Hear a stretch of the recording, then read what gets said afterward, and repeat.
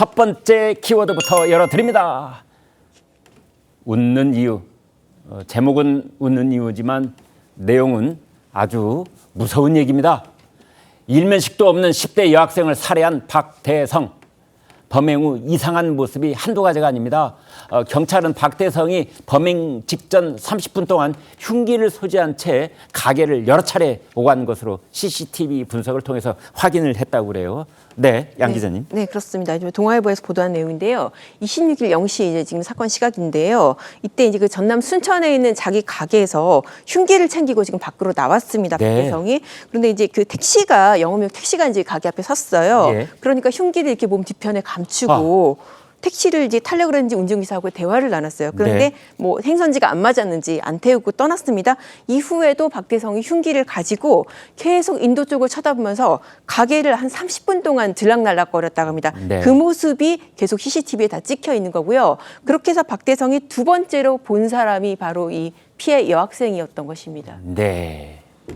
자, 범행 후 CCTV에서 여유롭게 웃는 박대성 모습 기억나시죠? 게다가 머그샷도 입꼬리가 올라간 모습이 그대로 찍혔습니다. 그의 이런 행동을 전문가는 어떻게 분석했는지 들어보시겠습니다. 4병이나 마셨다고 주장을 하는데 목격자가 나타난 완전 반대 방향으로 굉장히 합리적으로 도주를 하거든요.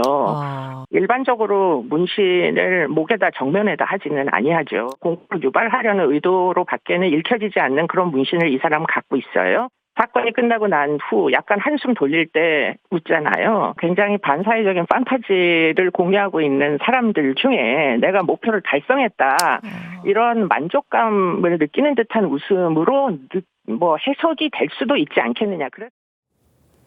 이제 범인들에게는 범행이 목표이기 때문에 그 범행을 완성한 뒤에 저런 웃음이 나올 수 있는 것이다라는 분석까지 저희가 들어봤습니다. 이렇게 강력 범죄를 저지르고 나서 피의자들이 자주 하는 말이 있습니다. 사건 당시 기억이 안 난다. 심신미약이다.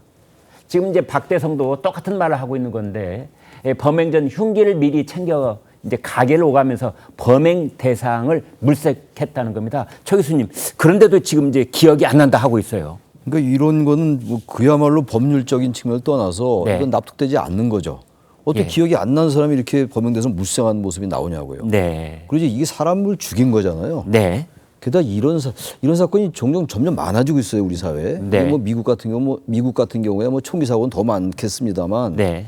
이런 사건이 점점 많아지니까 굉장히 불안해요. 대한민국이 적어도 이 시큐리티 하나만은 끝내준 나라다라고 돼 있는데 네. 뭐 이런 사건이 점점 많아지고 뭐 강남역에서도 이런 사건이 있었고 하도 많아서 일반 행인들인 저희들도 일반적으로 지나다닐 때 굉장히 불안할 때가 있어요, 사실. 네. 과거엔 그런 생각이 전혀 없었거든요. 저건 남의 일이다. 네. 저건 저런 일을 그야말로 개인의 일탈로 생긴 일이다라고 생각했는데 저게 내일이 될 수 있어라는 생각이 자꾸 드는 거예요. 여러 네. 사람들이 말이죠.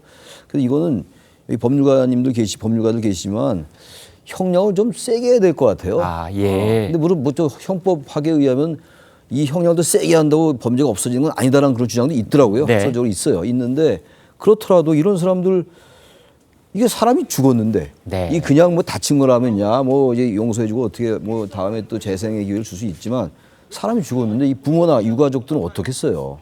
이런 부분들을 저는 최소한 법률적으로 형량을 좀 높여야 되는 거 아닌가.